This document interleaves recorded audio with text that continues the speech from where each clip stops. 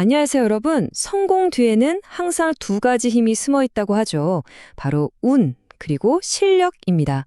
오늘은 바로 이 두 가지가 어떻게 우리의 성공, 특히 투자의 세계에서 성공을 만들어내는지 그 비밀을 샅샅이 파헤쳐 보겠습니다. 여러분도 이런 생각 한 번쯤 해보셨죠? 어마어마한 수익률을 올린 투자자를 보면서 저 사람 진짜 실력일까? 아니면 그냥 운이 터진 걸까? 하고 말이죠.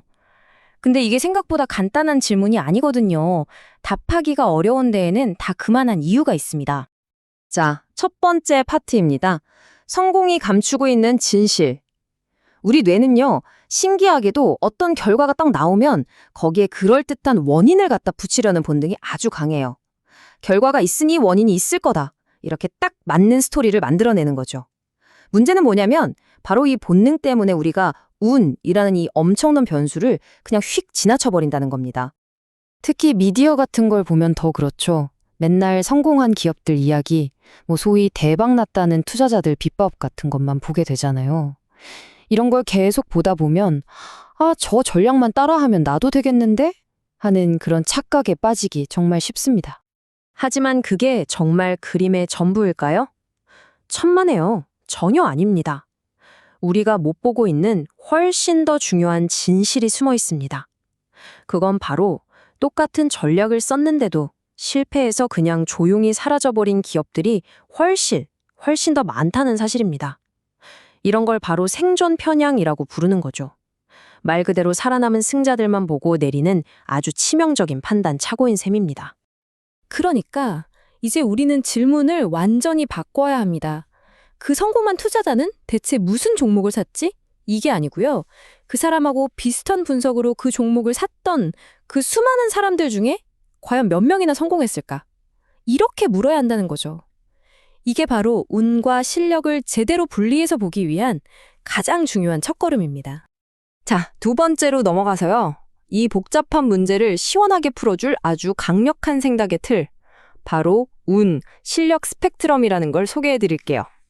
이 스펙트럼은 뭐냐면 어떤 활동의 결과가 운에 가까운지 아니면 실력에 가까운지를 한눈에 보여주는 일종의 생각의 지도라고 보시면 돼요. 세상의 모든 활동, 특히 우리가 하는 이 투자를 이 지도 위에 딱 올려놓고 보면 그 본질이 보이기 시작합니다. 자, 스펙트럼의 양쪽 끝을 한번 살펴볼까요? 왼쪽 끝, 운의 영역은요, 예측이 거의 불가능하고 원인과 결과를 연결하기가 아주 힘듭니다. 근데 여기서 진짜 재밌는 특징이 하나 있어요. 그게 뭐냐면 일부러 지려고 해도 질 수가 없다는 거예요. 반면에 오른쪽 끝, 실력의 영역은 원인과 결과가 아주 명확하니까 예측이 가능하죠. 그리고 당연히 마음만 먹으면 얼마든지 일부러 져줄 수도 있습니다. 예를 들면 룰렛이나 복권. 이건 거의 100% 운의 영역이죠. 제가 아무리 애를 써도 결과를 바꿀 수가 없잖아요. 물론 당첨 확률이 낮은 번호를 일부러 고를 순 있겠죠. 하지만 그게 내가 졌다는 걸 보장해주진 않잖아요. 자, 그럼 가장 중요한 거, 우리가 하는 이 주식 투자는 과연 어디쯤 있을까요? 네, 바로 이 스펙트럼의 정중앙에 있습니다. 실력도 분명히 필요한데 단기적인 결과를 보면 운이 정말 어마어마한 영향을 미치는 그런 영역인 거죠. 투자가 왜 그렇게 어렵고 또 동시에 흥미진진한지 바로 여기에 그 이유가 있습니다. 마지막으로 스펙트럼 가장 오른쪽 끝을 보면 체스나 피아노 연주 같은 활동들이 있습니다. 최고의 체스 선수는 초보자한테 얼마든지 져줄 수 있잖아요. 피아니스트도 일부러 엉망으로 연주할 수 있고요. 왜냐하면 결과가 거의 전적으로 실력에 의해서 통제되기 때문입니다. 자, 세 번째 파트입니다. 이 스펙트럼 개념을 머리에 확 박히게 해줄 아주 재밌는 모델이 있어요. 바로 두 개의 항아리 모델입니다. 이거 진짜 간단한 모델인데요. 이렇게 한번 상상해 보세요.